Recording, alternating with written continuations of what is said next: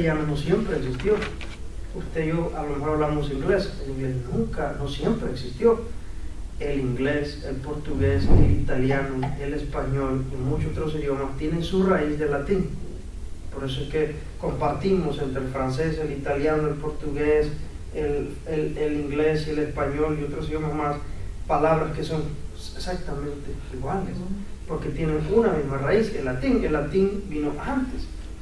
La Biblia fue traducida de idiomas antiguos al latín. Después se nos llegó a nuestros idiomas. Ahora, en esos traspasos, hermanos, de traducciones, suceden que hay errores. Casiodoro de Reina y Cipriano de Valera, dos hombres españoles que existieron en los años de 1500, estos hombres hicieron su mejor trabajo en la traducción que tenemos de las diferentes Reina Valera, pero no son, por ejemplo, copias perfectas. Entonces, aunque pudiéramos encontrar errores en las traducciones, en el original no.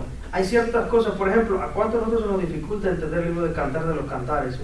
No le veo sentido.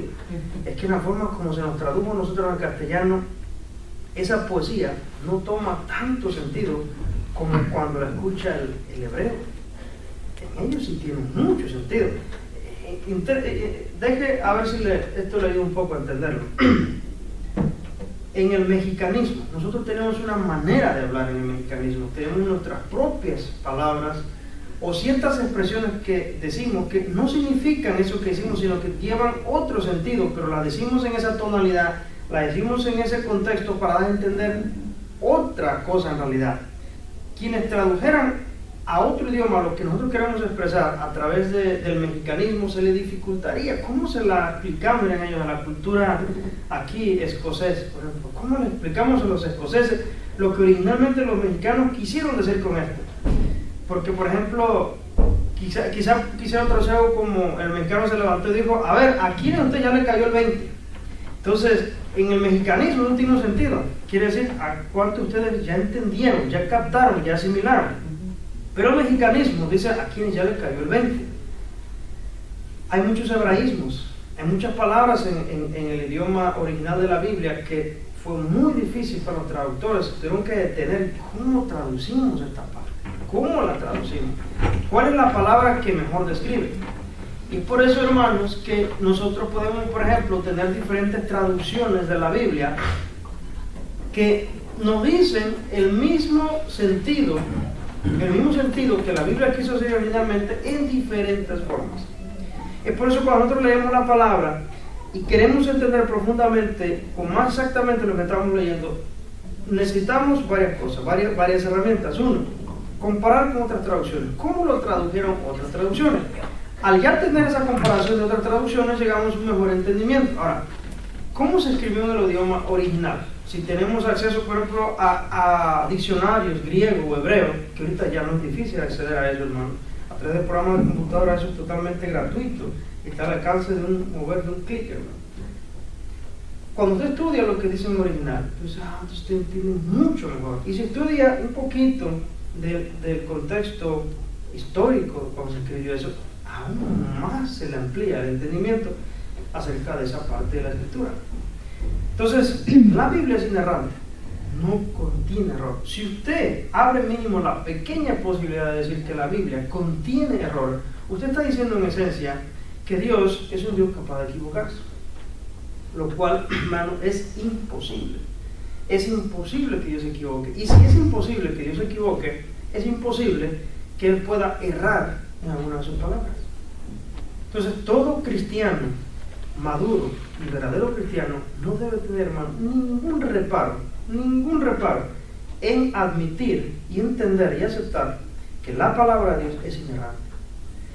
En la misma forma, un cristiano debe tener el mínimo problema de admitir que la palabra de Dios es suficiente para su vida. Le había explicado aquí anteriormente, esto es más un resumen de lo que ya hemos hablado, hermano.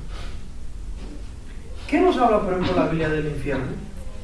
Nos habla ciertos aspectos del infierno, nos habla ciertas cosas del infierno.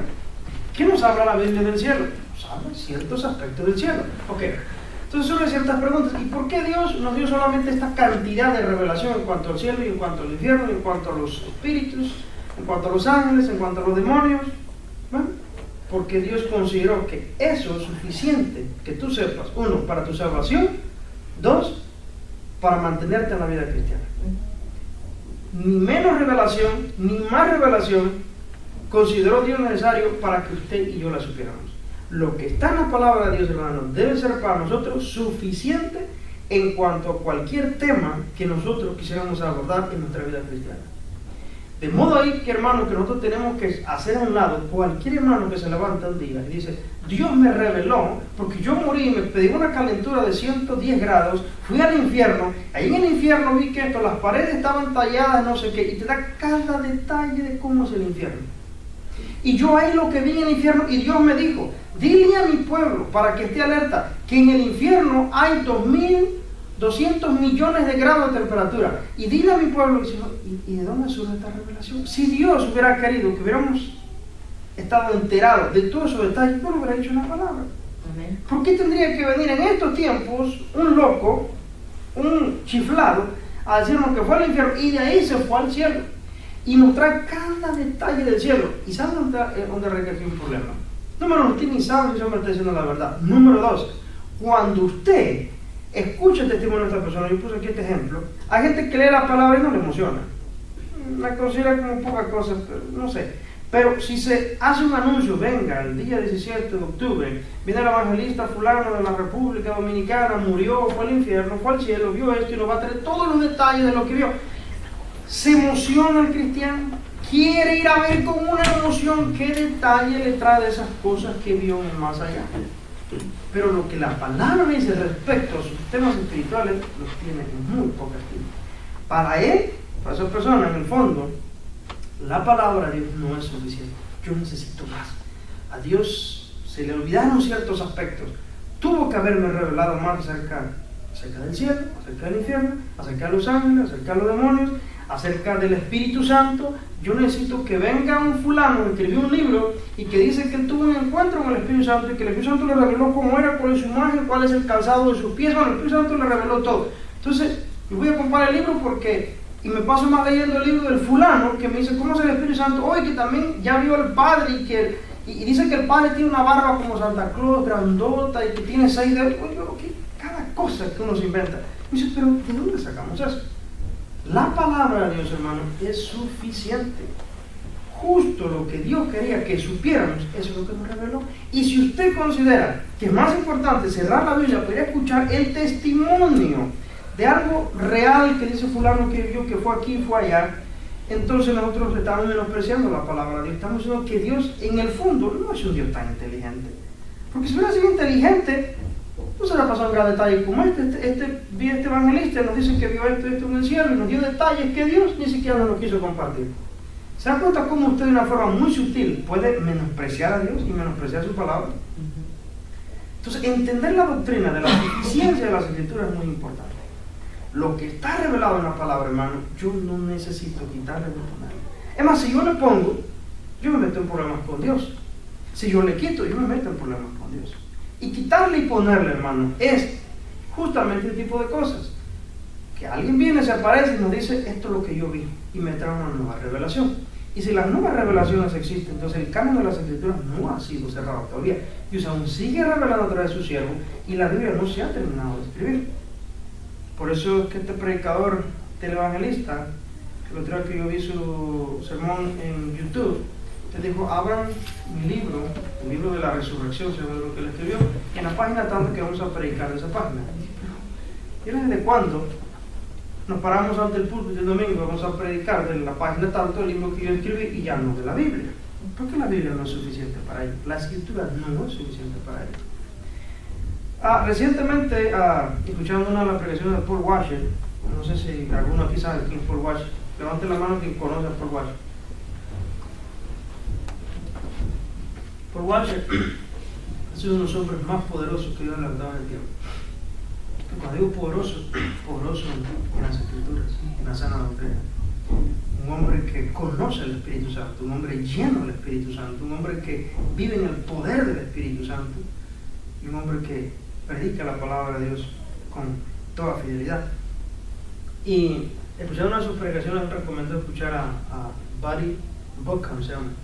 Buddy Buckham es un moreno afroamericano, sí, grande, que predica, hermano.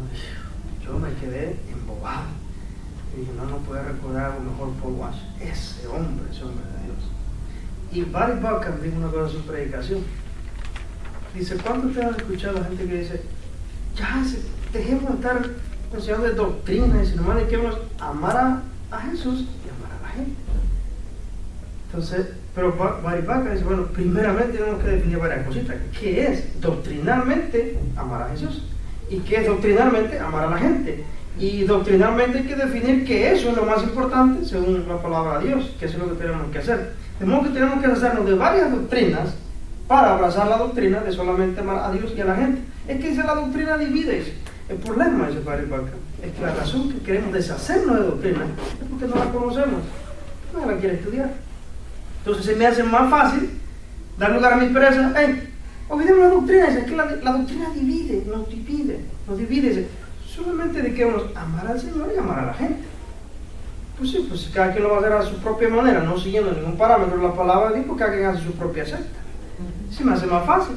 No me dedico a estar haciendo la palabra, ni someterme a la palabra, ni que alguien me instruya, ni que nadie me enseñe. Yo simplemente, como yo me sienta, yo amo a Dios y amo a la gente y que nadie se meta conmigo. Entonces, hemos hablado, hermanos, de la suficiencia de las Escrituras. Es suficiente la Escritura. Es inerrante. No tiene error.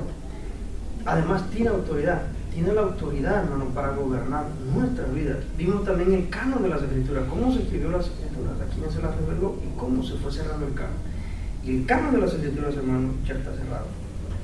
Después entramos a hablar acerca de la doctrina de Dios. Estamos hablando, ya como en la tercera o cuarta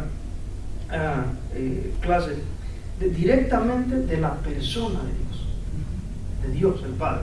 Vamos a ir a hablar después de la persona de Jesucristo, la persona del Espíritu Santo, que a su tiempo vamos a llegar ahí. Vamos a hablar de la creación, de los ángeles, de los demonios, y de muchos temas, hermanos, que es importante. Anoche también escuchaba la predicación de un buen predicador que está incluso en Guadalajara, se llama su iglesia del Centro. Es un joven, como yo le pongo unos 30, 33 años. Es un americano que habla muy bien español. Y si usted tiene oportunidad hoy durante la semana, entra a YouTube y busca el canal. Usted teclea en YouTube Cristianismo Bíblico y le van a aparecer los canales de este joven. Él tiene predicaciones por series que, hermano, necesitamos escucharla. Doctrina de Dios, palabra de Dios, cosas que nosotros nos preguntamos, ¿y cómo es? Y anoche porque escuchaba una predicación de él acerca del papel de la mujer en la iglesia. Si a usted le interesa saber qué puede hacer y qué no puede hacer la mujer y qué Dios le permite hacer a la mujer en la iglesia, escuche una de sus predicaciones que son muy buenas. Entonces, ¿qué hablamos de Dios ya en las semanas anteriores? Hablamos de los atributos de Dios incomunicables y hoy ya estamos en el lado de los incomunicables. Hermano, nosotros a veces pasamos años en la iglesia y las doctrinas más importantes las desconocemos todas. ¿Ok? Tomamos, por ejemplo, clases de profecía.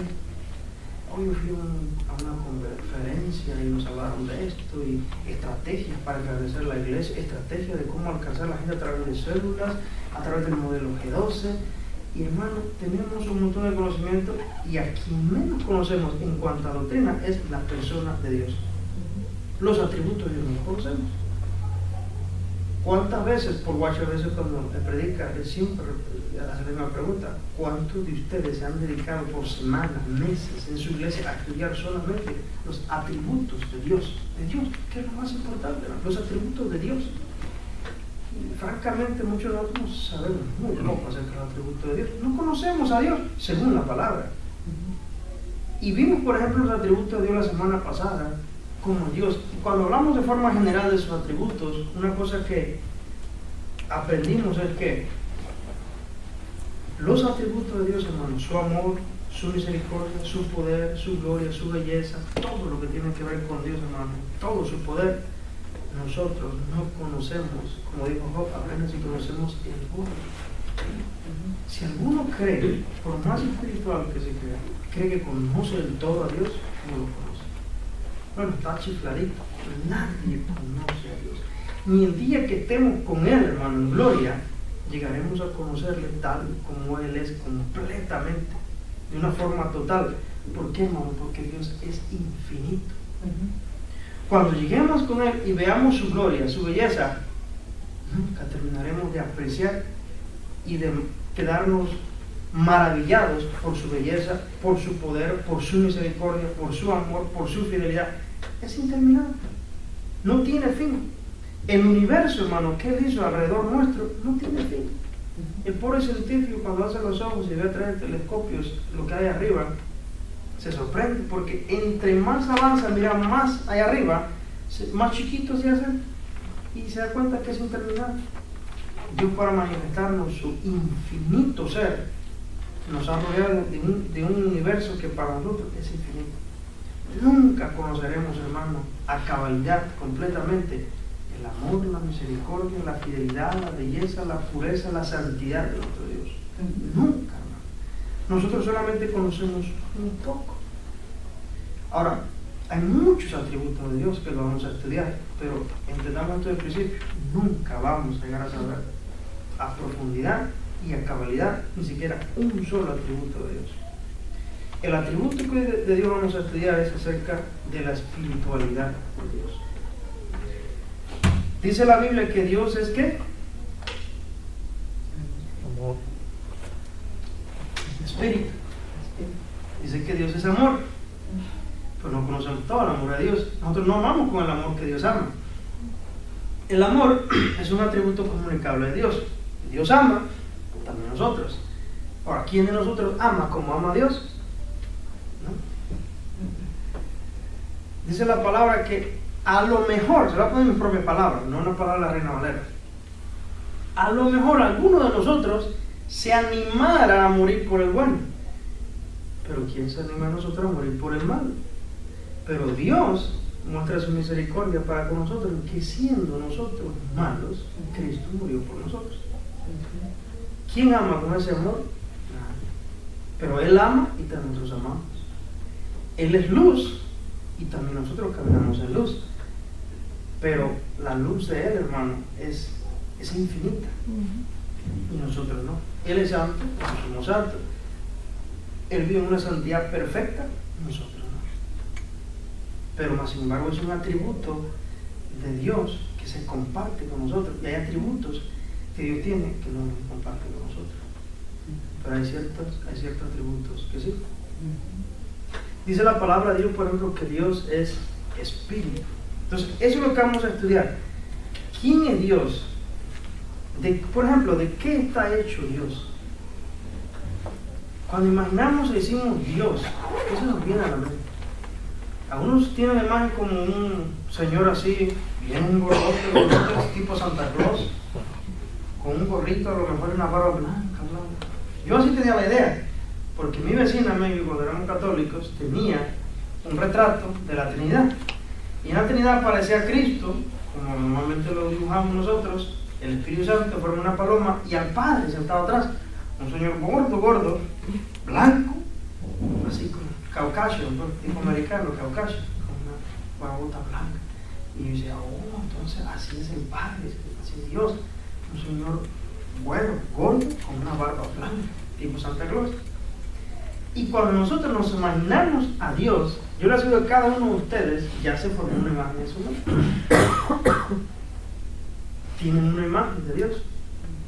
Ahora, pero la pregunta es, en la palabra de Dios, ¿cómo se nos reveló Dios a nosotros? ¿En qué imagen?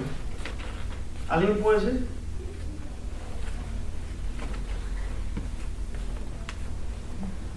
A ver, así, cuando hablamos de Dios el Padre, ¿cómo te lo imaginas a Dios el Padre?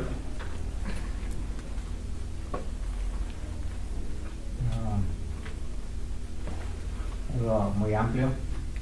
Pero te lo imaginas como un ser humano, como un ave, como un insecto, como un... ¿Cómo te lo imaginas? ¿Qué es? Una vez me lo imaginé como un ser humano. Alto. Alto. Muy alto. ¿Güero o negro? No. Ni de color. Nosotros, hermanos, por nuestra humanidad, la débil humanidad que tenemos la tendencia que hacemos, y Dios el Padre, se imagina ya un Señor, yo casi siempre no me puedo tener en la mente el Señor barbón porque lo vi chiquito y no me lo puedo quitar en la cabeza, pero eso no es Dios, hermano. Es más, Dios no es hombre, ya sabía eso, ¿no? Que Dios no es ser humano, y Dios no tiene manos, ya sabía también eso, Dios no tiene ojos, Dios no tiene oídos, Dios no tiene cabello. Entonces, ¿qué es? Dibújamelo. Yo le puedo dar un dibujo a Dios. ¿Quién ha visto a Dios? Según la Escritura, nadie ha visto a Dios. ¿Cómo es Dios? ¿Qué imagen tiene? ¿Cuál es su apariencia? No sabemos. Nadie sabe. Pero Jesucristo sí sabe. Él sí le ha visto. Pero nosotros no. De modo que si nosotros pensamos que Dios tiene estos aspectos y estos rasgos físicos y su cabello es así, estamos equivocados. Dios es espíritu. Pero ahora viene la pregunta, ¿y cómo es ese espíritu? ¿Cómo se ve? ¿Qué apariencia tiene? No sabemos. Él existe en otra manera de existencia. Para nosotros, para que entendamos y nos demos una idea, queremos ver algo parecido a nosotros. Ahora, cuando la Biblia nos habla de Dios, el Padre, cuando nos habla de Dios, el Creador, y le habla a la humanidad, usa unos términos humanos para que nosotros podamos entender lo que hace Dios con nosotros y lo que nos quiere comunicar. Los ojos de Jehová, ¿verdad? Contemplan toda la tierra y que cabalga, ¿no? Como que Él se sube arriba y anda cabalgando en las nubes, que la tierra es el estrado donde Él pone sus pies, pero Dios no tiene pies. Y habla, por ejemplo, de las manos de Dios, y la mano de Dios, entonces, pero ¿cuál mano? Si Dios no tiene mano. Nos habla de una manera para que nosotros entendamos, hermano, porque en nuestra existencia nosotros entendemos de que la mano está, o sea, mi ayuda está contigo y lo simbolizamos con la mano, pero Dios no tiene manos. Dios no tiene absolutamente nada de lo que nuestro cuerpo físico tiene. Bueno, ¿y cuál es el tamaño de Dios? ¿Cuánto pesa Dios? ¿Cuánto pesa? O sea, hermano, y lo mismo podemos hacer de un espíritu, de un demonio. Por ejemplo, hay quienes han perdido el tiempo pensando que en la punta de un alfiler cuántos demonios caben. ¿Quién sabe ese tipo de cosas? ¿Cuánto pesa un demonio? ¿Cuánto mide? ¿Cuántos demonios pueden caber en el corazón de un ser humano? ¿Quién sabe? Yo no sé eso. ¿Cuánto mide un demonio? ¿Un demonio más ancho que este cuarto? ¿O un cable de electricidad cabe en 38 billones? ¿Cuánto cabe? ¿Cuál es el tamaño? Estamos hablando de otra existencia, hermano, de otra manera de existir, no como la que nosotros conocemos. Pero no me voy a concentrar en ángeles ni demonios, sino en Dios. ¿Cuál es el tamaño de Dios? ¿Cuál es el peso de Dios? ¿Tiene algún peso? ¿Pesa de alguna manera? No lo sabemos, hermano. Dios no podemos tratar de entenderlo y saber cuánto es su anchura, su longitud, su altura, su peso, su aspecto físico. No hay tales cosas. Con Dios no se aplican esas cosas. Entonces, puesto que Dios no se nos ha revelado en la Escritura en ninguna imagen, cuando Dios sacó a Israel de Egipto, le dijo: ten mucho cuidado, Israel, eso es mi propia palabra, ten mucho cuidado de hacerte una imagen, o sea, acerca de mí, porque ninguna imagen yo te revelé cuando saqué de Egipto, ninguna. Es decir que cuando el hombre se hace su becerro de oro, fuerte, le pone ese becerro así, y dice: este es tu Dios, está como tratando de decir: es que Dios es así, fuerte y bravo y gallardo como es un toro. Y a eso Dios le ofende. Se ofende Dios, hermano. Hermano, nosotros disminuimos la gloria de Dios cuando le hacemos un retratito, llegamos y ese Diosito, o este Diosito, y nos hacemos una imagen. O cuando el hombre quiere intentar simbolizar a Dios con una estatua, de cualquier tipo de estatua, para Dios, hermano, es algo horrendo, inaceptable. Usted está tratando, y no es que luego usted disminuyó la gloria de Dios, sino para usted sus ojos han disminuido la gloria de Dios. Dios no tiene nada que ver con ningún animal que se mueva sobre la tierra, ningún insecto, ninguna bacteria, ningún virus, ningún ser humano, ningún ángel, nada, ni los querubines, nada se parece a Dios. No hay ninguna imagen, hermano, que Dios nos haya revelado a nosotros para que Dios le diga al hombre, así soy, así me veo, así dibújame, así hazme una escultura y adórame a través de esa escultura. Vamos a Deuteronomio 4:23. Deuteronomio 4:23 y 24.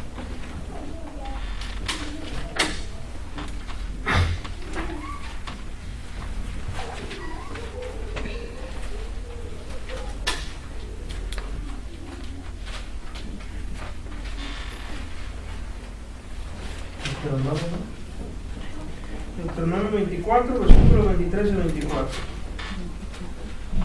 Perdón, Deuteronomio 4, no 24. Sí, porque no trae 24. No trae.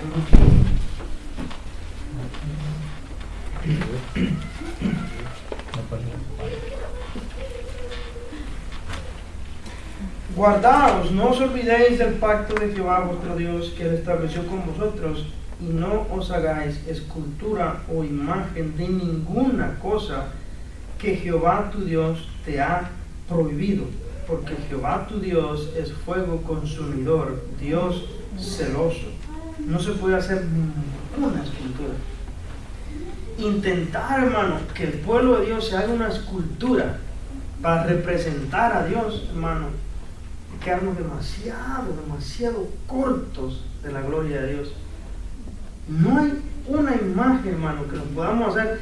Bueno, me voy a hacer esta imagen y vamos a hacer intentos de ser el hombre más bello que se pueda hacer. Vamos a hacer a Dios en una forma masculina, pero de la forma más hermosa. ¿Cuál es el hombre más hermoso que se conoce sobre el mundo? Bueno, sobre ese hombre vamos a tomar la imagen y se la vamos a atribuir a Dios. Así es hermoso es Dios. No, hermano, tampoco. Es inaceptable. No podemos hacernos, hermano, ninguna imagen de Dios. Dios, hermano, es espíritu.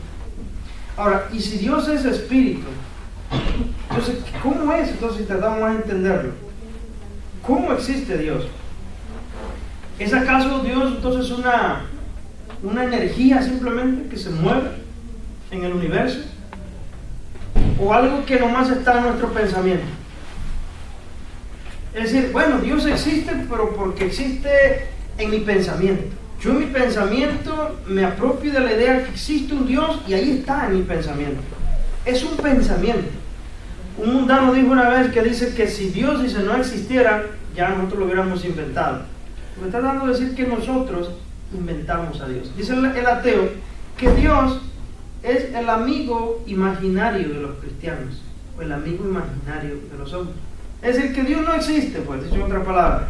Pero habemos tontitos, gente que no nos da el cerebro para más, y como somos débiles en nuestra voluntad, como dijo una vez un mundano también, que solamente los débiles mentalmente tienen la necesidad de formarse un Dios en su mente y buscar a Dios. O sea, los que somos fuertes en voluntad, no necesitamos esas cosas, de andar creyendo en un Dios.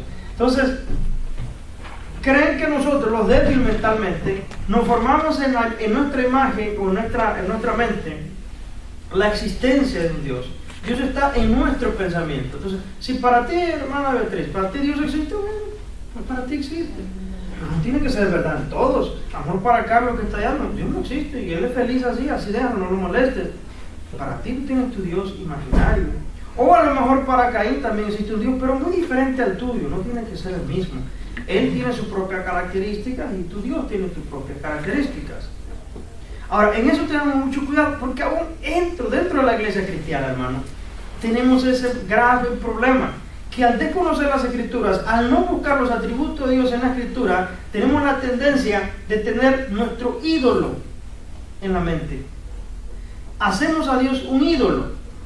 Pero ¿cómo es que Dios es un ídolo? ¿Qué no? Yo creo en Dios, el mismo que Dios que tú crees. Bueno, cuando llevamos a la escritura y sacamos al Dios de la escritura, entonces empieza a reparar. No, yo en eso no creo. No, yo con estas características no creo. No, así no. Yo así aprendí, yo así lo creo, yo así lo concibo, no me molestes, y ahí surgen las divisiones, ¿verdad? Pero un momento, ¿cómo es que si tú y yo servimos al mismo Dios, cuando examinamos a tu Dios, a que tú tienes en tu mente y en tu corazón, de acuerdo a la escritura, vemos que ya no es el mismo? Es que resulta, hermano, que aunque usted conozca una persona muy religiosa, pudiera ser que esté idolatrando a un ser, a un ídolo, que a él le llama Dios, pero que no tiene las mismas características de Dios de las Escrituras. Es por eso, hermano, que necesitamos las Escrituras. Hermano, cuando hablamos de las Escrituras no es porque queremos tener un conocimiento intelectual para envanecernos y decir cuánto ese hombre sabe la palabra. Y vamos a hacer trizas de aquel otro para ver cuánta teología nosotros sabemos, hermano. No, ese no es el propósito de estudiar las Escrituras.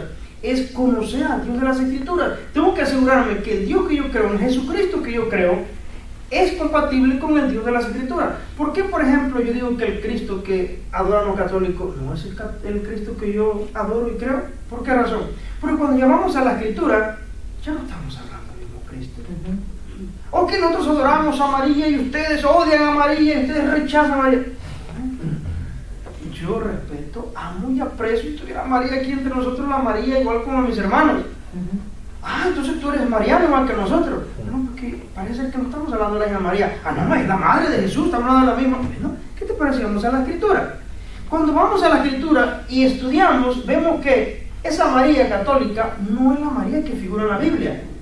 La María de la Biblia era una mujer llena del Espíritu Santo. Tú no eres lleno del Espíritu Santo. Tú católico eres un idólatra, eres un borracho, eres un fornicario, eres un adúltero, eres un narcotraficante, eres un sicario, eres todo. No te parece nada en los atributos morales de María.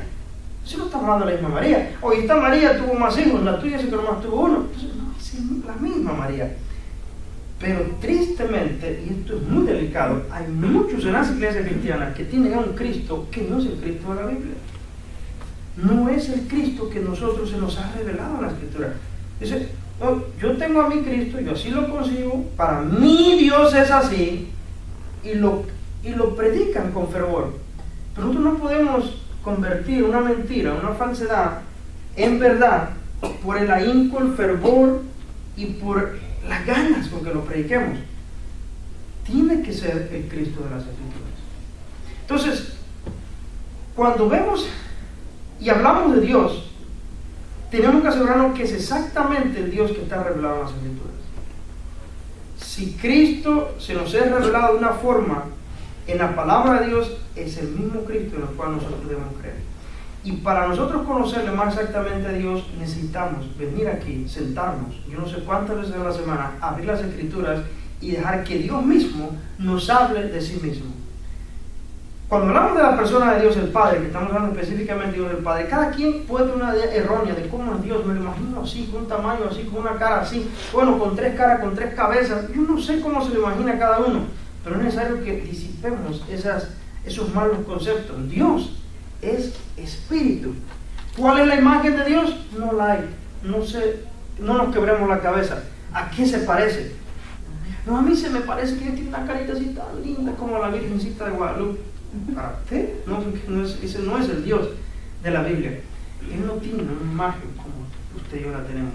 Él vive en una gloria, en una existencia donde, los que estuvieron en las clases pasadas deben recordar esto. Dios no creó, me tomar un poquito de agua. Dios no creó o no hizo la creación a los ángeles, a los serafines, a los querubines y al hombre para tener una compañía y ser completamente feliz. Le voy a decir una cosa que a muchos puede desagradar. Dios no necesita ni a usted, ni a mí, ni a los ángeles, ni a los querubines, ni a los serafines para Él ser feliz. Dios en sí mismo, Él siempre ha tenido compañerismo y una perfecta armonía y comunión. Dios Padre, Hijo y Espíritu Santo. Amén. Nunca ha estado solo. Dice, ay, no, pues pobrecito, no son tres. Usted no sabe lo que está hablando. En la existencia de Dios, en su gloria, Él es autosuficiente. Él no te necesita a ti y a mí. No, porque yo no ¿cómo consigo esa idea? Sin la creación, ¿cómo puedes ser feliz? Bueno, es que justamente porque no eres Dios, no entiendes. Tú tendrías que existir, ser Dios, estar en la mente de Dios para entender cómo es que eso funciona. Pero Él solo por sí mismo, la Santa Trinidad, Dios en tres personas, es feliz y es completo, aunque usted y yo no estemos al lado de Él. Pero eso ¿para qué nos hizo? Está solo para manifestar su gloria, para manifestar su bondad, su gratitud, su misericordia, pero no lo necesitamos. en la forma de existir que Él tiene, Él no existe como usted y yo existimos. ¿Cómo existe? Ni siquiera lo sabemos. Pero lo que sí sabemos es que su existencia es más gloriosa, es más extraordinaria y es más real que la existencia o nuestra pobre existencia, porque nosotros estamos caídos en pecado. Dios, hermano, no tiene un material de que está hecho, no está hecho de chirro, ni de oro, ni de lodo, ni de ladrillo, no es carne, no tiene venas, no tiene un corazón que le bombea la sangre. Él no es un hombre, Él es un espíritu glorioso, autosuficiente y que no necesita de nadie para ser feliz, pero para manifestar su gloria, Él se deleita en crear a su alrededor. ¿Estamos ahí? Entonces es necesario que tengamos esa imagen correcta de Dios, y tampoco obviamente no tiene tamaños, y se indigna que nosotros nos hagamos una escultura tratando de representarlo. Entonces es necesario que entendamos entonces al Dios de la Biblia. Entonces Él no es una energía, hermano, Él no es un pensamiento, Él no es que está en nuestra mente nomás, Él es real, hermano, y existe en espíritu. Ahora, ¿cuáles similitudes hay? Se nos está yendo el tiempo. Entre Dios, en ese atributo de Dios y nosotros. Bueno, vamos a Juan 4:24. Juan 4:24.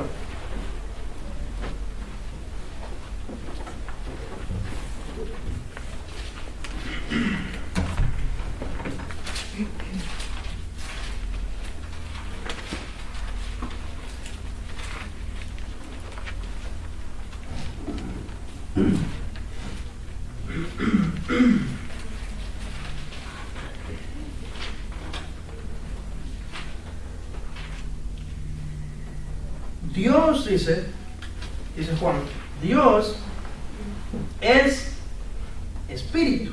¿Okay? Podemos dar la confirmación ahí de que Dios es un espíritu. Y los que le adoran, ¿okay? Los que le adoran, y aquí adoración tiene dos significados. Adorar es lo que hacemos en nuestra vida diaria, al honrarle a Dios, al obedecer sus mandamientos, le adoramos, y también le adoramos con cantos. ¿Okay?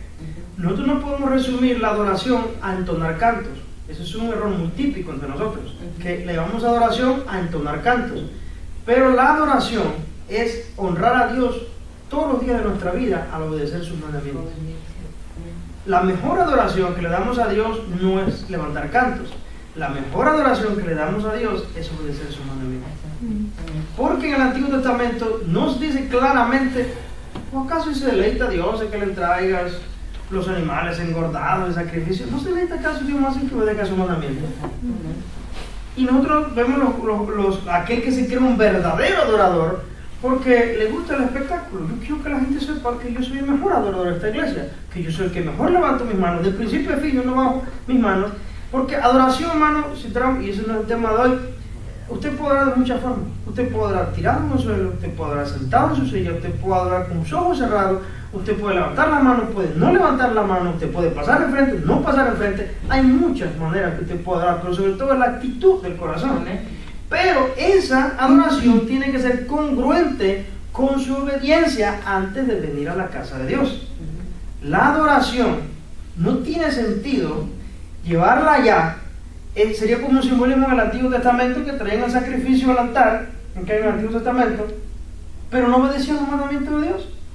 Entonces Dios dice, ¿y tú crees que yo me agrado del sacrificio, del culto? Ni siquiera me obedecen los mandamientos. ¿Qué no te das cuenta? Que yo me agrado más de que se cumplan los mandamientos, de que cuando veas al agraviado tenga misericordia de él, tenga misericordia y compasión de la vida del huérfano. Esa es la verdadera adoración.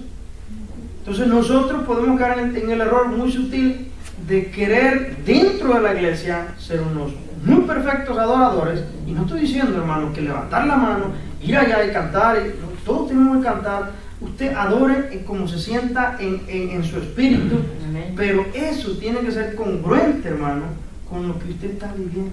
Usted adora a Dios con su vida diaria, pero si usted no adora a Dios con su vida diaria, lo que hace allá, hermano, no tiene ningún sentido. Ningún sentido. Entonces en eso tenemos que tener mucho cuidado. Dice entonces que Dios es espíritu y los que le adoran, ya entendemos lo que es adorar a Dios. En espíritu y en verdad es necesario que adoren. Adoramos nosotros con nuestro espíritu, según lo que nos dice aquí este versículo. Ahora vamos a entender en este versículo 24, porque nosotros a veces solemos hacer mucho cuando tomamos un micrófono, animamos, hay que adorarle en espíritu y en verdad, pero a veces no solemos explicarnos a nosotros los hermanos qué es adorar en espíritu, ¿verdad? Creemos que adorar en espíritu en verdad puede ser algo, bueno, un poquito inexplicable, un tanto místico, que no sé qué significa, pero hay que adorar en espíritu y en verdad. En espíritu, ¿verdad? Es en cierta condición. Bueno, primeramente, en espíritu, hermano, porque nosotros somos espíritu. Y nuestro espíritu adora a Dios, que es espíritu. Tiene que ser en espíritu. Tiene que ser en espíritu. Y en verdad significa en la religión, o en la fe, o en la manera correcta. Dos cosas son verdad. En espíritu y en verdad. Cristo es la verdad. Número uno, los únicos que están autorizados de adorar a Dios son los que están en la verdad. Y Jesucristo dijo, yo soy la verdad, el camino y la vida. Entonces, los únicos que pueden adorar a Cristo o a Dios es los que están en Cristo. ¿Okay? Y también en verdad, no está ahí, significa más que ser sinceros. Por supuesto, tenemos que ser sinceros en la adoración. Pero aquí no es lo que está refiriendo que seamos sinceros en nuestra oración, sino que adoremos en espíritu y en verdad, es decir, en la verdad de Dios, que es Cristo. Y eso también contrae muchas cosas. En verdad, es decir, en la verdad completa de la palabra de Dios. Es decir, que yo no puedo crearme mi propio sistema de adoración. Yo no puedo crearme un sistema como me gusta de adoración, sino cómo se adora según la palabra. Y se da cuenta, hermano, que nosotros no podemos escaparnos de la palabra. En todo lo que hagamos tenemos que hacernos conforme a la palabra. Si yo voy a adorar, asegurarme que voy a adorar en espíritu y en verdad, entonces tengo que asegurarme que yo estoy adorando según la palabra de Dios. Porque si no estoy adorando según la palabra de Dios, ya no estoy según la verdad. Si yo voy a ministrar, yo voy a ministrar según la verdad, la palabra de Dios. Si usted va a pastorear, vamos a pastorear según la verdad. Tiene que ser según la verdad. Y la verdad es la palabra de Dios. Bueno, ¿a quién iremos?, le dijeron al Señor, si solamente tú tienes palabra de vida eterna. O sea, la única verdad es Cristo. Cristo le dijo al Padre en su oración, Padre, santifícalos, dice, en tu verdad. Tu palabra es verdad. Entonces, en cada cosa que hacemos dentro de la iglesia, siempre tiene que ser de acuerdo a la verdad. Entonces, Dios es espíritu, que Él es espíritu, y los que lo adoran en espíritu, nosotros somos un espíritu. Ahora, aquí un pequeño paréntesis. Somos espíritu nosotros. Aunque nosotros, hermanos, nos movemos en un mundo físico, nosotros somos espíritus que fuimos creados por Dios y estamos puestos en una, yo siempre le digo, máquina orgánica. Una máquina que se opera, hermano, a través de un espíritu. ¿Cuántos conocen las máquinas retroexcavadoras? Esas Caterpillar. ¿Ha visto que tiene una cabina y adentro se mete el conductor y tiene un montón de palancas? Y la hace caminar, la hace retroceder, agarra la cuchara, agarra tierra, levanta y la tira, llena un volteo. Ok, sería un error decir que esa máquina es autónoma, que por sí sola se mueve. Alguien que es un poquito más inteligente dice, no se mueve sola. Ven para acá, acércate, mira a través de ese cristal, allá adentro está un monito, es una persona como tú y como yo, que se mete y es el que la controla. Cuando él decida salirse de ahí, esa máquina se queda inmóvil. Hermano, este cuerpo que usted ve es exactamente como esa retroexcavadora, es la misma cosa, y quien la opera por dentro somos nosotros mismos en otra manera de existir que se llama espíritu, en la cual en esa manera de existir nosotros nos conectamos con Dios. Cuando nosotros oramos, estamos haciendo una actividad espiritual, ¿verdad? Estamos conectándonos espiritualmente con Dios. Es nuestro ser interno, nuestra existencia interna, nuestro espíritu, comunicándose con Dios. Pero en el momento que esta máquina deje de funcionar, el espíritu sale y esta máquina quedó tirada ahí. Porque ya no tiene un operador que la mueva. Ya no tiene. Entonces nosotros somos espíritus metidos en carne, metidos en un cuerpo físico, y Dios, al ser espíritu, se comunica con nosotros con nuestro espíritu. Y entonces nosotros tenemos que adorar en espíritu y en verdad, de acuerdo al sistema que Dios nos enseña, al sistema de religión que Dios nos enseña, de acuerdo a su palabra. Es por eso que usted no puede unirse en adoración con un musulmán. Usted no está adorando en verdad. Pero estoy siendo sincero, estoy siendo demasiado sincero, pero esa adoración no va para Dios. Aquí yo me uno a adorar con los budistas. Es que yo soy cristiano de mente abierta. Soy un cristiano que no me gusta encajonar a Dios. Hay gente que se cree demasiado lista. No me gusta encajonar a Dios y yo creo que yo puedo tener comunión con los budistas. ¿Quién soy yo para juzgar? ¿Ellos creen en Dios? Yo también. Yo no les voy a imponer mi fe. Sé que si ellos me invitan a adorar, vamos a adorar juntos. ¿Cuántas veces nosotros le decimos al mundano que se venga a adorar con nosotros? ¿De dónde aprendimos eso? ¿Al incrédulo adorar con usted a la casa de Dios? Él no puede adorar. Él no debe adorar con usted. Primero tiene que ser regenerado, tiene que ser salvado, tiene que estar en Cristo para que pueda adorar. ¿Qué adoración puede recibir Dios de los impíos? No puede. Venga, se le invitamos a adorar al mundano, a adorar con usted. Usted no puede hacer eso. Usted invita a adorar a sus hermanos en Cristo. Adoramos a Dios con nuestra vida, le entonamos alabanza, pero no mundano. El mundano no puede. El mundano le da una adoración falsa, o finalmente ni le adora ni le hace nada.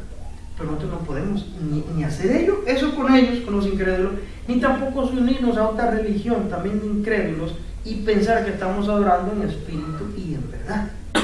En espíritu y en verdad no significa que yo para adorar a Dios debo adorar en cierto nivel espiritual. Es decir, que eso significa que yo para adorar a Dios debo estar en cierto nivel espiritual, en cierta medida debo tener de Dios para adorar. Entonces, ¿cómo le digo?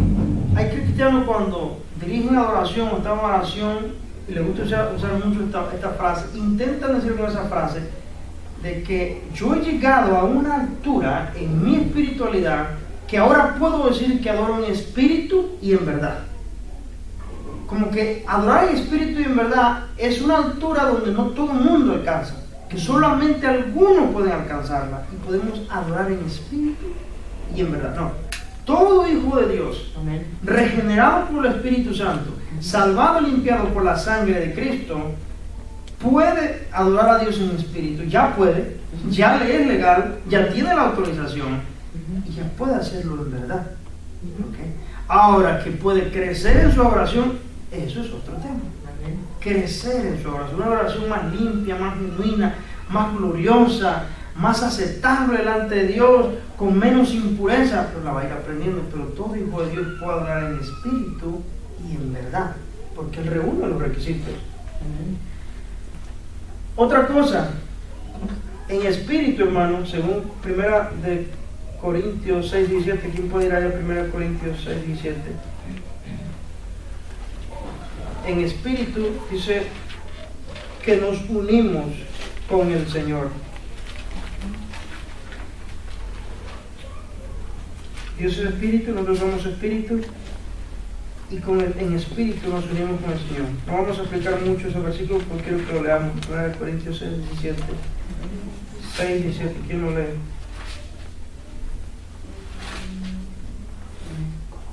Pero el que se une al Señor, un espíritu es con Él. Pero el que se une al Señor, un espíritu es con Él. Nosotros en Cristo somos uno. Mire, si yo me detuviera a explicar qué es eso de que somos uno con el Señor, no sé cuántas horas me tomaría esto. Mire, anoche cuando yo estudiaba la clase de este hermano Joseph allá de Iglesia del Centro en Guadalajara, a mí me dio tanto gozo escuchar la profundidad cuando él hablaba de las doctrinas de la gracia. Es un hombre que predica esa doctrina y él habla de la perseverancia de los santos. Para mí nunca había un tema más sublime, de favorito para mí en lo personal. Cada quien puede tener su elección, cuando me gusta estudiar de la doctrina de la perseverancia de los santos, de cómo somos unidos en Cristo y que no podemos ser removidos de su mano. Cuando nosotros hemos sido salvados, hermano, el que se une, dice, pero el que se une al Señor, un espíritu es con Él. ¿Puede usted concebir la idea de que una vez que yo me hice un espíritu con el Señor, me he de desprender de ese espíritu del Señor? Pues es imposible. Una de las cosas que es imposible, y Barry Buckham lo decía, cuando leemos en Efesios capítulo 1, que dice que nos ha dado las arras del Espíritu, nos dio el anticipo del Espíritu. El anticipo, hermano, era en aquellos tiempos, en el idioma original griego, el arrabón. Yo te doy el arrabón de que el contrato lo vamos a cerrar. Este es el anticipo, tómalo. Dios nos dio su Espíritu Santo y nos selló con su Espíritu Santo como prueba fidedigna de que Él al final nos ha de redimir. Y la única forma de que Dios no cumpla eso en nosotros, de redimirnos y entrar a las puertas del reino de los cielos, es que Dios pierda su Espíritu Santo, porque tiene que regresar por el Espíritu que nos dio a nosotros, su Espíritu Santo. Él nos selló con su Espíritu, el Padre hizo el plan, el Hijo lo desarrolló, lo llevó a cabo, y el Espíritu Santo vino a sellarnos, a morar en nosotros, aquellos que de antes de la fundación del mundo ya había escogido, a su tiempo nos llamó, nos selló, y el Espíritu Santo está con nosotros como garantía de que nuestra salvación está segura. Entonces Dios tendría que dejar de ser Dios, perder la tercera persona de la Trinidad, para así, ¿no sabe qué? Yo cambié de pensar. Ese Jaciel ya me cansó, esa Beatriz ya me cansó. Van 3 veces que en el mismo mes, como hija de Dios, como Dios la ha regado. ¿Sabes qué? Yo sé que te di mi Espíritu Santo, ahí está el tipo. ¿Sabes qué? Prefiero dejar ese trozo del Espíritu Santo, pero yo por ti no regreso. Jamás haría Dios eso, jamás. Es más, hermano, Dios sabía de antes de la fundación del mundo que aún sellándonos con su Espíritu Santo, discúlpeme la palabra, va a quedar grabada esa palabra ahí, sabía la burrada que íbamos a hacer. Usted se puede contar cuántas burradas hemos hecho nosotros como pueblos. Son incontables. Y Dios sabía de antemano y decidió amarnos. Entonces, ¿qué andamos nosotros contando? Porque si bien, si no bien, es un acto de gracia. Pero nos cuesta trabajo, leemos en Efesios, que no por obras de justicia, que es por gracia. Entonces, no, pero, ¿y si no regresa por mí? ¿Y si me deja? Yo no sé por qué usted va tanto que lo va a dejar, a lo mejor porque ni se ha convertido todavía. Vive en ese temor. Él va a regresar por usted. Él ya te dio la garantía, hermano. El que se une al Señor, un espíritu es con el Señor. Padre, dijo el Señor, a lo que me diste, guárdalo. Por lo que me diste, pues yo estaba en el mundo, los guardé. Dice, ninguno se perdió, sino el hijo de perdición, para que se cumpliera la Escritura. Porque ese hijo de perdición no era hijo de Dios, será hijo de perdición.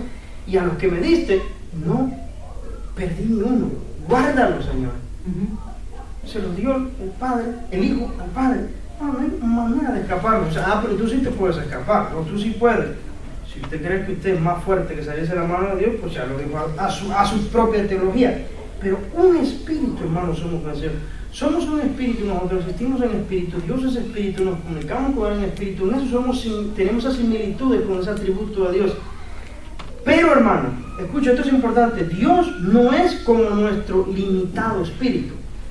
Dios existe en espíritu, pero es omnipresente. Él puede estar en un lugar, en diferentes lugares a la misma vez. Nosotros somos espíritu igual que Él, pero no somos omnipresentes. Él sí puede estar en todo lugar, pero tenemos esa similitud. Él existe en espíritu, yo existo en espíritu. Yo le hago una pregunta. ¿Qué apariencia tiene de su espíritu, hermana Pilar? ¿Cómo? ¿Es una bola? ¿Es blanca? ¿Tira destellos de luz? ¿Cómo es su espíritu? ¿Lo ha visto alguna vez? ¿Se le ha salido alguna vez cuando se paró en el espejo? ¿Se le salió y luego se lo volvió a meter? ¿Quién ha visto su espíritu alguna vez? ¿Cuánto pesa? ¿Qué dimensión tiene? Ni la apariencia ni el tamaño de la dimensión. Son asuntos, hermanos, que parecieran de fantasía, pero no podemos negar que son reales. Eso no es un cuento como cuando prende la caricatura y la pantera rosa corre por un voladero y va corriendo en el viento y se dio cuenta que ya no va pisando en piso firme y se regresa otra vez. y se dio cuenta que iba caminando en el aire. Y dice, pues eso es fantasía. Pareciera que lo que hay dentro de nosotros es un asunto de fantasía. Pero hermano, dentro de nosotros es un espíritu. El que le está hablando aquí ahorita es un espíritu.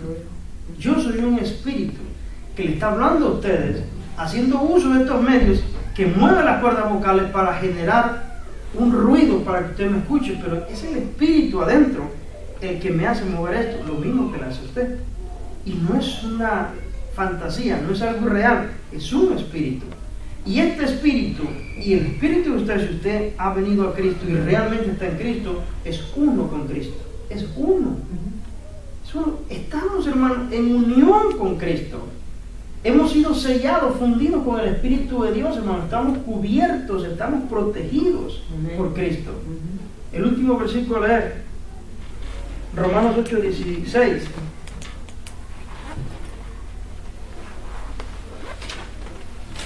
Romanos 8:16.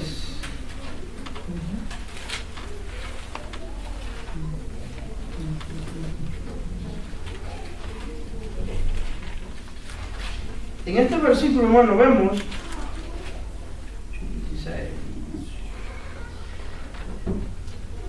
es en nuestro espíritu, hermano, donde el Espíritu Santo nos da testimonio de que somos hijos de Dios. Dice, el Espíritu mismo da testimonio a nuestro espíritu de que somos hijos de Dios. Yo voy a cerrar esto aquí porque ya vamos a alcanzar el tiempo. ¿Sabe? ¿Dónde dice que nos da testimonio nuestro espíritu de que somos hijos de Dios? A nuestro espíritu, al ser espiritual que somos nosotros mismos. Ahora, pero ¿cuándo que nosotros recibimos ese sentir o esa evidencia, esa confirmación de que somos hijos de Dios? Esto lo pone claro, y cuando termina la clase. Cuando usted está en el mundo, usted no tiene ninguna seguridad de que usted es hijo de Dios. Usted no la tiene. ¿Por qué debería tenerla? Al contrario, usted sabe. Vive en una incertidumbre completamente, y más cuando ya escuchó el Evangelio y lo rechazó. Y escuchó en el Evangelio que rechazar a Cristo le trae como consecuencia la muerte eterna, el infierno. Pero luego un día usted vuelve a escuchar el mensaje de la palabra. Y Dios a través del mensaje del Evangelio lo alcanza. Usted se convierte a Cristo. Usted sabe que sus pecados le han sido perdonados. Porque una de las cosas que comunica, el mensaje que comunica el Evangelio, Jesucristo le dijo a sus discípulos que fueran por todo el mundo. ¿Y saben qué? Que predicaran que en Él había perdón de pecados. Cosa que muchos de pronto pierden la brújula y le empiezan a dar al pecador de cuestiones morales. Deja de fumar, deja de tomar para que te vayas al cielo, trata bien a tus hijitos para que te vayas al cielo. ¿De dónde va a sacar poder ese pobre pecador, muerto de sus delitos y pecados, que deje todo eso para irse al cielo? Él no es lo que necesita escuchar. Él necesita escuchar que hay una gracia y un perdón de Dios, que si él cree en el Evangelio y si realmente lo cree de corazón, Cristo lo perdona, lo hace una nueva criatura, y como consecuencia de la nueva creación que Dios va a hacer en él, ¿sabe qué va a manifestar? Va a manifestar fruto de justicia. No que se va a convertir en un ser perfecto, porque nadie quiere otro ser perfecto. Se convierte en un hombre santo de Dios. Dios empieza a tener una obra de santidad en su vida. Y es entonces cuando ya dejó de tomar, de fumar y dejó de hacer todo ese tipo de locuras. Pero usted no puede pedir que haga eso estando muerto de sus delitos y pecados para que alcance el cielo. ¿De dónde va a sacar poder para hacerlo? No puede. Él tiene que convertirse. Cuando la persona escucha el Evangelio de Jesucristo, que en Cristo hay perdón de pecados, y lo cree, ¿qué es lo que cree? Cree que el Hijo de Dios murió por sus pecados, que es la única manera de salvación que tiene, que el Padre en el Hijo nos ha dado la vida eterna, y que solamente Él es el único camino, la verdad y la vida, y que solamente en Él podemos ser salvos de la ira de Dios. Él cree esa verdad, hermano, hasta lo más íntimo a sus entrañas. Lo cree, pero hasta con la punta de las uñas. ¿Y sabe qué siente en su espíritu? Una confirmación de que es un hijo de Dios. ¿Y quién es esa confirmación? El mismo Espíritu Santo que lo alcanzó, que lo regeneró, que lo salvó. Le da un sentir en su corazón, hermano, que es un hijo de Dios, que es un hijo de Dios, y que es un hijo de Dios, y no duda que es un hijo de Dios. A mí me espantan los que dudan que son hijos de Dios. A mí me espantan los que dudan que si ahorita Cristo viene se van o no se van. Yo no sé por qué lo dudan. ¿Qué acaso el Espíritu Santo no te da un testimonio a tu espíritu de que eres hijo de Dios, es que a lo mejor no te ha dado testimonio a tu espíritu. Es que a lo mejor no has recibido aún el perdón de tus pecados. Pero como no, si yo tengo un ministerio muy bonito, sí, pero a lo mejor de acuerdo a la religión, pero a lo mejor nunca has escuchado el Evangelio. ¿Y qué es el Evangelio? Que Cristo es perdón de pecado, que esa sangre te puede limpiar, que solamente tienes que recibirla como un regalo y dejas que Él haga en ti la obra, no tú haciéndola de forma religiosa. Hermano, usted no sabe que llegará el día en que muchos se presentarán delante del Señor y dirán: Señor, pero es que en tu nombre yo eché fuera demonios. Señor, yo en tu nombre, ¿cierto? Yo nunca te conocí. ¿Cómo puedes decir tú semejante cosa? Tremendo ministerio que yo tenía, Señor. ¿Cómo? Pero ¿de dónde sacas tú que no me conociste? Lo siento, yo nunca te conocí. ¿Pero en qué sentido? Pues si Dios conoce a todo el mundo. ¿En qué sentido Dios no lo conoció? Dios nunca lo conoció como hijo. Pero ahí tenemos a un religioso reclamándole a Cristo que Él echó fuera demonios, que predicó en su nombre. Pero yo nunca te conocí. Es que nunca fue hijo de Dios. Este es uno de los mensajes más aterradores que se pueden dar en la iglesia. Uno es necesario, hermano, que se examine continuamente si realmente estamos en la fe. Miren, no es que voy a basar por mi testimonio, lo que he visto, lo que yo siento, lo que he vivido, lo que me han enseñado, lo que vi en otros lugares, las señales, mi sanidad, yo no tenía pelo, me salió pelo. Eso no es, ¿has creído en el Evangelio? Exacto. ¿Te ha perdonado Cristo de tus pecados? ¿Te ha limpiado? ¿Has recibido la confirmación en tu espíritu del Espíritu Santo que eres un hijo de Dios? Que a pesar de todo Él te ha limpiado y eres un hijo de Dios. No, yo vivo con esa cosa en mi mente, yo no duermo, yo no sé si me levanto y me muero dormido, si voy al infierno o no. Es una cosa: arrepiente de tus pecados, cree en Jesucristo. Amén. Para que puedas tener paz en tu alma. Si aún no tienes esa paz, es porque aún no has conocido a Cristo. Bueno, pero usted, a mí no me parece que usted es el hombre más perfecto, tampoco usted me parece a mí el hombre más perfecto, pero yo, por la gracia de Dios, por la gracia de Dios, descanso de que Él me ha dado el perdón de mis pecados, he sido justificado por la gracia de Jesucristo. Porque dice el apóstol Pablo que fuimos salvos no por obra de justicia que nosotros hayamos hecho, sino por su gracia y su misericordia. El peor pecador, hermano, el peor pecador puede venir a los pies de Cristo, y el que a mí viene, yo no le echo fuera. Mire, ¿quién viene a Cristo? La prostituta, el homosexual, el narcotraficante, el sicario, el estafador, el contador corrupto, el que ha pastoreado por años y nunca se ha convertido realmente. Hay quienes, hermanos, son pastores y no han nacido de nuevo. Estos mensajes nosotros ya no los escuchamos, ya no son populares estos mensajes. Examinarse si estás o no estás en la fe. Pero hay quienes pueden pretender estar en la fe, y la evidencia cuál es que en ese día el Señor dirá: yo nunca te conocí. O no va a decir: ah, claro que te conozco, tú fuiste mi hijo en un tiempo, pero dejaste de ser mi hijo. No hay los ex hijos de Dios, no lo hay. Porque aquel que se dice ser hijo y después se aparta del camino del Evangelio, dice el apóstol Juan, salieron de nosotros, porque no eran de nosotros. Porque si hubieran sido de nosotros, habrían permanecido aquí, en la doctrina de Cristo, pegados a Cristo, pero salieron para que se manifestasen, sino para que se den cuenta que no todos son de nosotros. Así es. ¿Cómo? Pero si oraba muy bonito el hermano, la hermana cantaba muy bonito, no era de nosotros. No, yo no lo puedo creer. No, sí, créelo. Eso lo dice la palabra. Salen para que se manifieste que no todos son de nosotros. No que yo vino un predicador y me dijo esto y yo lo creo en corazón, hermano, pero dice la palabra otra cosa y ya lo habíamos estudiado, hermano. No. Yo tengo temor de que no sea que vaya en algo a fallar. Yo mejor le hago caso al predicador que dijo esto. Está muy bien. Entonces Cristo ya para ti ya no, es que no puede ser solamente Cristo. Hermano, cerramos aquí porque ya